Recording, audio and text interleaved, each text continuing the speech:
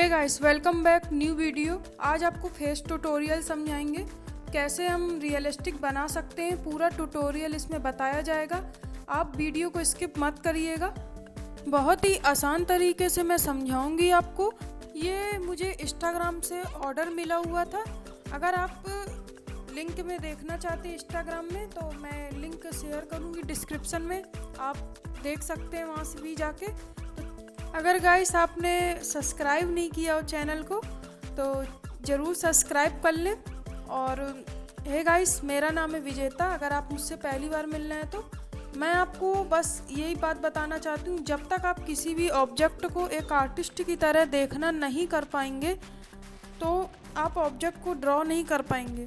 इसीलिए आपको पहले रेफरेंस फ़ोटो को देखकर ही ऑब्जर्व करना होगा, उसको दिमाग में रखना होगा कैसे हम उसको बना रहे हैं। एक बिगिनर की तरह आपको देखना होगा, एक आर्टिस्ट की तरह, तभी आप कुछ नया कर पाएंगे और रियलिस्टिक बना पाएंगे। जैसे हमने ब्रश की सहायता से इनके फोरहेड को ड्रॉ किया, देख रहे होंगे कि ब्रश की सहायता से मैंने पहले इसको किया था फोरहेड। जैसे वहाँ हेयर पे डार्कनेस दिख रही होगी, फिर लाइट वैल्यू बीच में, फिर साइड में डार्क वैल्यू, फिर लाइट वैल्यू, इस तरह आपको करना है।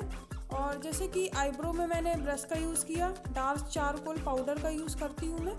फिर इसी तरह पेंसिल के आप स्टेप्स देख रहे होंगे नीचे से ऊपर की ओर। जब भी आप फेस या पोर्ट्रेट को रियलिस्टिक बनाते हैं तो हमेशा पेंसिल शार्प होनी चाहिए, क्योंकि अगर पेंसिल शार्प नहीं होगी तो जो जैसे मोटापन होता है, अगर अपन को आईब्रो के हेयर्स बनाने छोटे छोटे तो वो हेयर्स नहीं दिखेंगे, रियल नहीं दिखेगा।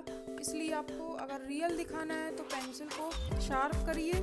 और ये याद रखिए कि हमें बहुत ही हल्के और बहुत ही पेशेंस से काम लेना है।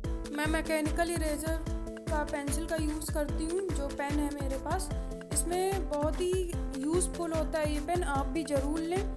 और ये ज़्यादा नहीं, 300 या 400 के लगभग मिल जाता है, बहुत ही यूज़फुल होता है। आप इसको ज़रूर लें, एक बिगिनर के लिए ये बहुत ज़रूरी होता है। इससे क्या होते हैं, हेयर के स्ट्रोक्स दिखने लगते हैं, हाईलाइट होने लगते हैं और बहुत ही यूज़फुल होता है। जैसा कि मेरा फाइनल टच आधे से ज़्यादा हो चुका है तो मैं उसी स्टेप को फॉलो कर रही हूँ। फिर इसके बाद अपन गॉगल में आते हैं। गॉगल को देखिए कि मैं ग्लास को किस तरह रियलिस्टिक बनाना है अपन को। तो मेरे स्टेप को आप फॉलो करेंगे तो आपको हर एक चीज़ की जानकारी भी मिल जाएगी, क्योंकि मैं सीधा रियल बता रही हूँ आपको। इंस्टाग्राम का ऑर्डर है ये मुझे, आप भी इंस्टाग्राम में जाके देख सकते हैं। मैं जब भी कभी आप पोर्ट्रेट बनाते हैं, रियलिस्टिक बनाते हैं या कोई सा भी पोर्ट्रेट बनाते हैं तो हमेशा ऊपर से नीचे की ओर आना चाहिए। कभी ये नहीं करना है कि हमने पहले ऊपर का काम कर दिया, फिर नीचे का काम कर दिया, फिर बीच का काम कर दिया। इससे भारी मिस्टेक होती है, पेपर डैमेज होता है और पोर्ट्रेट बन ही नहीं सकती सही से। जैसा कि मैं गॉगल्स की आउटलाइन को पहले ड्रॉ कर लेती हूँ, जो पहले बहुत ज़रूरी होता है, क्योंकि अगर अपन बीच में शेडिंग करेंगे पेंसिल से तो कहीं ऊपर नीचे मिस्टेक हो जाती है, कभी बढ़ जाता है। इससे अच्छा पहले आप आउटलाइन को, बहुत ज़रूरी है करने का। अगर आप आउटलाइन को कर लेंगे तो आपका भी इसमें डर ख़त्म हो जाता है और अंदर ही अंदर काम फिर रहता है। इसीलिए मैं आइस के पार्ट को पहले कंप्लीट कर लेती हूँ। और जैसा कि आइस के पार्ट को शेड करें तो अपने फॉर्म के हिसाब से पेंसिल को चेंज करते रहना होगा, नीचे की तरह डायरेक्ट चेंज करते रहना है। साइड में हमें अलग अलग तरह से ब्रश का यूज करना होगा। आपको याद रखना है कि ब्रश को पूरे में शेड नहीं करना होता है, कहाँ डार्क वैल्यू है, कहाँ लाइट वैल्यू, उसके हिसाब से आपको करना है। जैसा इस रेफरेंस फ़ोटो में हम देख रहे हैं, आपको देखना होगा कि कहाँ हमें डार्क की ज़रूरत है, किधर लाइट की ज़रूरत है। इस सब चीज़ों को आपको दिमाग में रखना होगा, तभी आपके हाथ चलेंगे। तो बहुत सारे बिगिनर्स ब्रश का यूज भी बहुत गलत तरीक़ों से करते हैं, तो जिससे जो चारकोल होता है वो फैल जाता है, पेज ख़राब दिखने लगता है। जैसे आप देखेंगे कि हमारा साइड में कहीं भी कुछ भी ख़राब नहीं है। जैसे ड्राइंग शीट नीडेड क्लीन रहना बहुत ज़रूरी है। अगर आपके हाथों में कभी चारकोल लग जाता है या कुछ हो जाता है तो आप, सबसे अच्छा काम है कि टिश्यू पेपर पे कोई सिंपल पेपर रख कर भी ड्रॉ कर सकते हैं। इससे ये पेपर भी ख़राब नहीं होता और डैमेज भी नहीं होता। हमें ये देखना है कि रेफरेंस फ़ोटो को हमें देखकर ही काम करना है। जैसे रेफरेंस फ़ोटो में आइज़ का जो पार्ट है वो कैसा है, हमें उसको देखकर ही फॉलो करना है, क्योंकि अगर हम फॉलो नहीं करेंगे तो फेस का जो रेफरेंस फ़ोटो वो अलग दिखेगी और जो हम बनाएं वो अलग दिखेगी। इसलिए हमें अगर सेम टू सेम बनाना है तो हमें रेफरेंस फ़ोटो को देखकर ही काम करना होगा, तभी हमारा पोर्ट्रेट रियलिस्टिक बन सकता है। कुछ इम्पॉर्टेंट बात हम आपको बता रहे हैं, जैसे कि आउटलाइन को आप ड्रॉ करते हैं, जैसे कर दिया हम भी कर देते हैं। तो कुछ लोग क्या करते हैं, बिगिनर्स होते हैं कि आउटलाइन को सही तरीके से पहले ड्रॉ ही नहीं करते। मान लो उससे शेडिंग आती पर आउटलाइन को वो ड्रॉ सही तरीके से नहीं कर पाते हैं। तो अगर आप आउटलाइन को सही तरीके से ड्रॉ नहीं करेंगे, कुछ लोग ग्रेड की सहायता से आउटलाइन को ड्रॉ कर लेते हैं, कुछ लोग फ्री हैंड कर लेते हैं, कुछ कई तरीके से मतलब ड्रॉ किया जा सकता है। सबके अपने अपने से रूल होते हैं जो जैसे जिसको इजी बन जाता है। तो आपको जैसे भी इजी बने पर आपको आउटलाइन को सही ड्रॉ करना चाहिए। अगर आप सही आउटलाइन ड्रॉ करेंगे तो आधा काम आपका ऐसे ही हो जाता है। इसलिए आपको आउटलाइन को ड्रॉ करना बिल्कुल सही से शेप बना के उसको एक एक बातों को दिमाग में रखना चाहिए। चारकोल जो पेंसिल होती है बहुत ही ज़्यादा हार्ड होती है। अगर आप एक बार पेपर में टच कर देते हैं तो बिल्कुल उसको निकालना मुश्किल हो जाता है पेपर से। इसीलिए आपको कभी भी आप बना रहे हैं, ड्रॉ कर रहे हैं पोर्ट्रेट को, तो आपको ये ध्यान रखना है कि जब भी चारकोल लगाएं तो सोच समझ के कितना लगाना है और डायरेक्ट चारकोल उसका बिल्कुल यूज ना करें।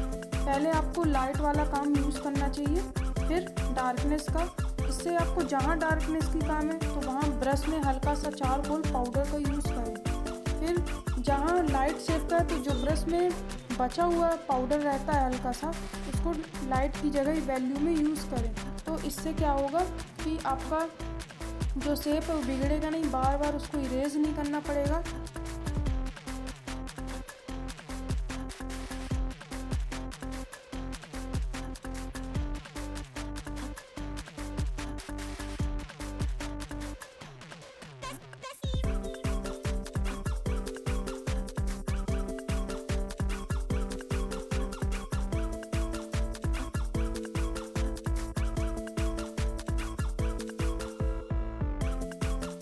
लगभग हमारा गॉगल का काम पूरा हो चुका है। तो अब हम आते हैं नोज़ के पार्ट में।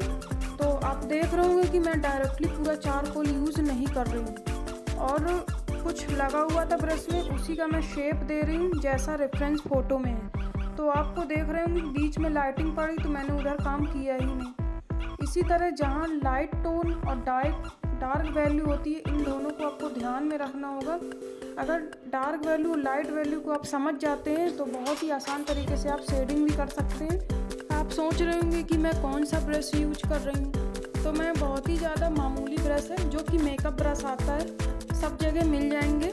आप स्टोर्स में भी ले सकते हैं, ऑनलाइन से भी ले सकते हैं। तो ये वाले जो ब्रश हैं ये मैंने ऑनलाइन से मंगवाया था। ये सिर्फ 100 रुपीज़ के आए थे। इसमें 6 पीस थे जो कि 3 छोटे थे, 2 बड़े थे, एक हमारे यूज़ का ही नहीं था। सेम वही प्रोसेस है जैसा कि आपने ऊपर मैंने बताया, आपको स्टेप पूरे बताए थे, सेम वही काम आपको नीचे भी करना है। अब जैसे इसमें देख रहे होंगे आप रेफरेंस फ़ोटो में, मैं रेफरेंस फ़ोटो को आपको देख के ही काम करना है। कोई भी आप पोर्ट्रेट बनाते हैं तो आपको रेफरेंस फ़ोटो को देख के ही करना है, अपने मन से नहीं करना है।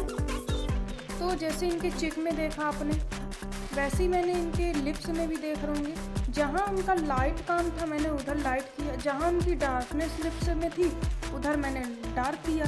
इसी को कहते हैं डार्क वैल्यू और लाइट वैल्यू। तो आपको इस सब चीज़ों को समझना होगा।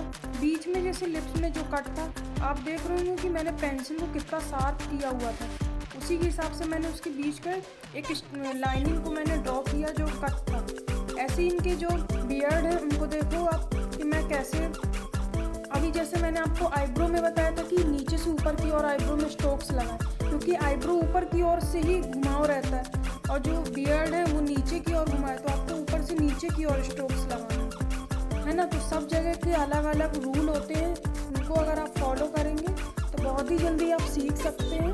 अगर मेरे रूल को फॉलो करेंगे तो आपको बहुत ही जल्दी बन जाएगा, क्योंकि मैं आपको पूरी सही जानकारी दे रही हूँ, इधर उधर भटकने की ज़रूरत भी नहीं है। अगर आपको ये वीडियो अच्छा लगता है तो प्लीज़ सब्सक्राइब और लाइक ज़रूर करें, क्योंकि आपके एक लाइक और एक सब्सक्राइब से हमको कुछ नया वीडियो बनाने, कुछ नया करने की उत्तेजना आती है, हम कुछ नए आपको बता सकें। क्योंकि अगर फॉलो या सब्सक्राइब नहीं बढ़ते हैं तो बहुत ही अंदर से एक वो होता है कि यार मेहनत करने के बाद भी कुछ नहीं मिलता। तो आप सब समझ सकते हैं कि अगर आप लाइक और शेयर और सब्सक्राइब करेंगे तो हम कुछ नए और करने की कोशिश करेंगे। और जो आपको कुछ बातें समझ में नहीं आती हैं तो आप कमेंट बॉक्स में हमसे कुछ पूछ सकते हैं, हम आपको उसका आंसर भी देंगे और पूरी बात को समझाएंगे। और कुछ अगर समझानी है तो हम कुछ नए वीडियो में अपलोड करेंगे। चारकोल पेंसिल का पहले मैंने बीएड में यूज़ किया था, फिर इसके बाद मैंने चारकोल पाउडर को लगाया, फिर इसके बाद मैंने इरेज किया। जो इरेज करने वाली जो मैकेनिकल इरेजर थी उससे मैंने उसको जो स्ट्रोक्स थे उनको बनाया हुआ है। फिर इसके बाद मैं जहाँ शेप रह जाएंगे, डार्क टोन की ज़रूरत होगी, उधर फिर पेंसिल का यूज़ करेंगे। तो 3-4 बार इस तरह आपको स्टेप को फॉलो करना पड़ेगा, तब जाके रियलिटी बनेगी।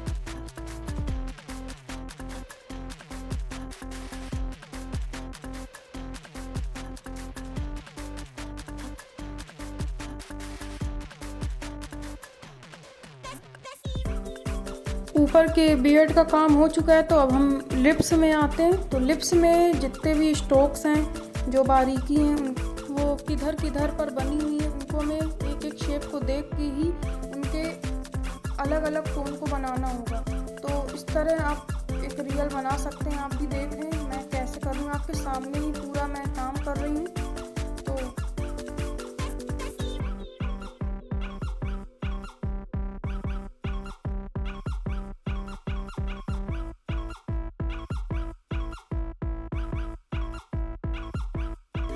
जो बियर्ड के ऊपर छोटे छोटे से हेयर्स बचते हैं, जो लगे हुए होते हैं, तो उनको हमें छोटे छोटे स्टेप्स लगाने होंगे।